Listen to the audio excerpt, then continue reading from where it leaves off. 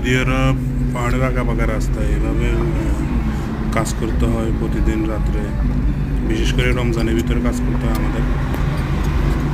নির্জন এলাকা, কোনো মানুষ, কোনো পশু পাখিও নেই এখানে।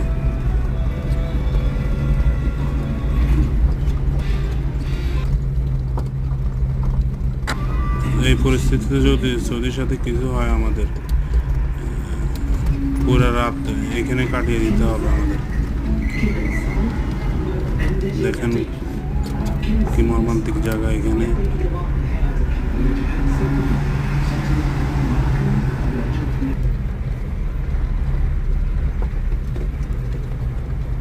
يزبط في هنجر يعني